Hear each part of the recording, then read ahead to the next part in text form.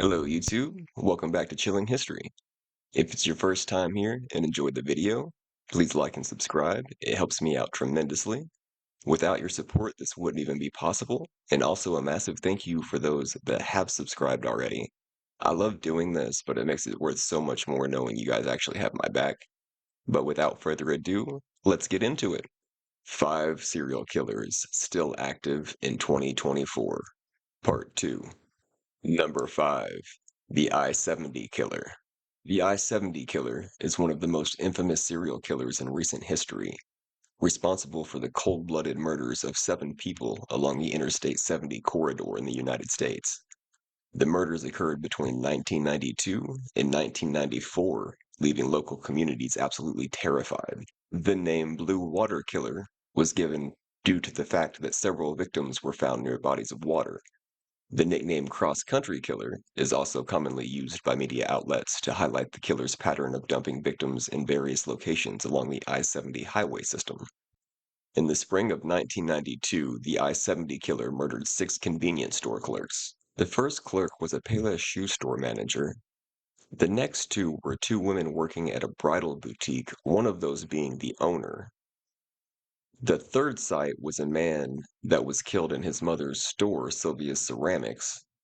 Then another woman was killed while working for Boot Village, which is a footwear store. And the last of the 1992 killings that took place was a woman who was working in her gift shop, Store of Many Colors. They were known for targeting young, petite brunette women. The killer is also believed to have attacked a male victim, which is believed to be a case of mistaken identity. Most of the crimes committed by this individual were robberies with small amounts of cash stolen. In 1993, there were 2 murders and an attempted murder in Texas that investigators believe were committed by the I-70 killer. The first victim was found dead on September 25th in her antique store in Fort Worth. The second victim was shot and killed in a dance apparel store in Arlington on November 1st. The third victim, a 35-year-old woman, survived a similar attack in January of 1994 at a gift shop in Houston. In November 2021, Terre Haute police announced that the I-70 killer is a possible suspect in the 2001 murder of a 31-year-old liquor store clerk. On the evening of November 30th, 2001, the clerk was working alone at the 7th and 70 liquor store in Terre Haute when a white male entered the store and pulled a gun on him. Security footage showed the suspect led the clerk to the back of the store and murdered him with a single shot to the back of the head. The identity of the I-70 killer remains a mystery. Even though hundreds of tips have been investigated and several suspects scrutinized, the killer has evaded capture and justice.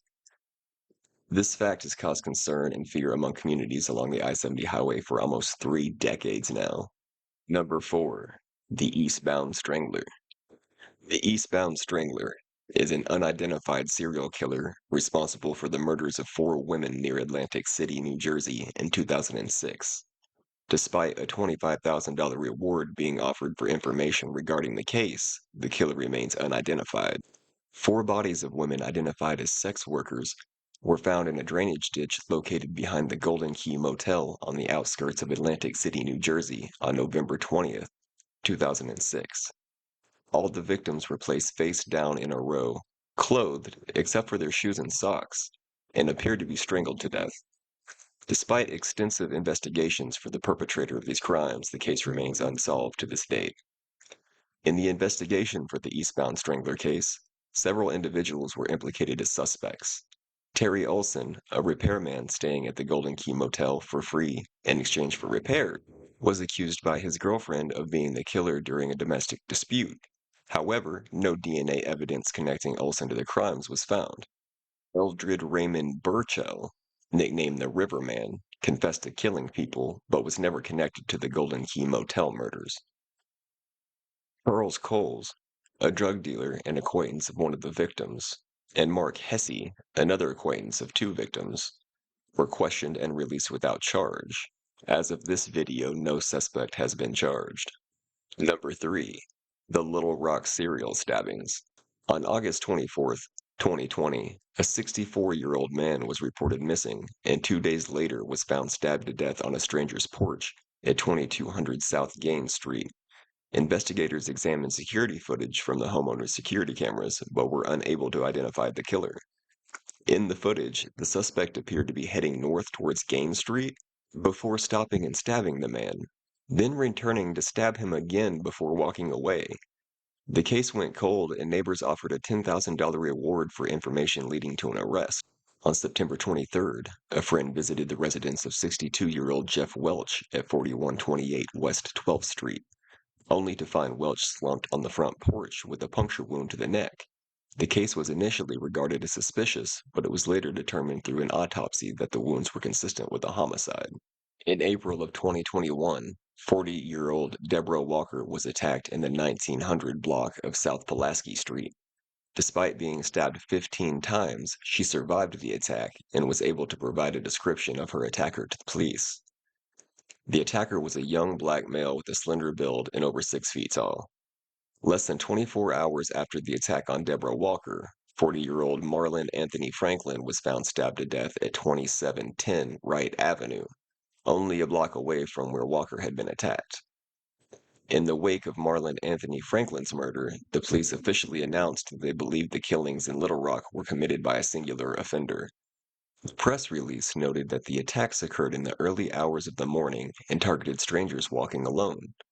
In response, police increased patrols and offered a $20,000 reward for information leading to the apprehension of the suspect.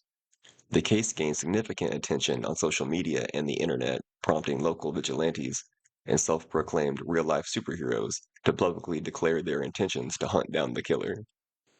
Number 2. The Chicago Strangler. Between 2001 and 2018, at least 50 women in the city of Chicago were strangled in a similar fashion, with 25 of the cases being closed by police and resulting in the arrest of 13 men. The victims were typically black prostitutes and had previous experiences with the justice system.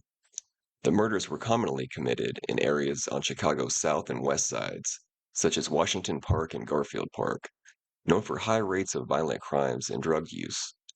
The Murder Accountability Project identified a pattern of unsolved strangulation cases in these areas, raising concerns about the possibility of an active serial killer. Following pressure from activists, the Chicago Police Department initiated a review of 51 previously unsolved murders of women in the city. Despite public suspicions, the CPD stated that there was no concrete evidence linking any of the killings as the work of a serial killer.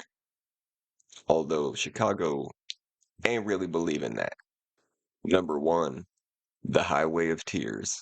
The Highway of Tears is a stretch of Canadian Provincial Highway 16 in British Columbia, spanning 719 kilometers from Prince George to Prince Rupert, infamous for the disappearances and murders of numerous Indigenous women since 1970. The name Highway of Tears originates from a 1998 vigil held in Terrace, British Columbia, as a reference to the despair of the victims' families. Despite the name, the corridor has become a symbol of the alarming number of Indigenous women who have gone missing or lost their lives along this route.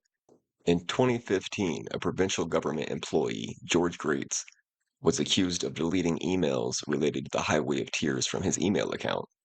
This led to an investigation into the practice of triple deleting emails, which involves deleting the email contents and then deleting the backup.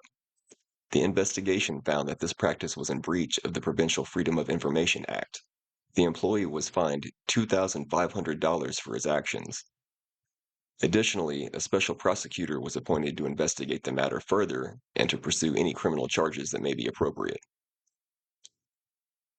Since then, calls for action to address the crisis of violence against Indigenous women on the Highway of Tears in British Columbia include investing in Indigenous-led transportation services and community programs to support at-risk individuals and promote safety, supporting cultural revitalization efforts to strengthen interconnectedness with traditional beliefs and practices, addressing the underlying systematic issues contributing to violence against Indigenous women, such as poverty, historical trauma, and lack of transportation options. This one I find really interesting. It kind of hits home for me, but I do suggest you looking into it, and I may do a full video on it in the future if that's something you guys want. Just throw it in the comments or any ideas you might have on what you want the next video to be. Don't be afraid to throw it in there. But I appreciate you guys for sticking around this long. And I hope you guys just have a wonderful week. And thank you so much for supporting me.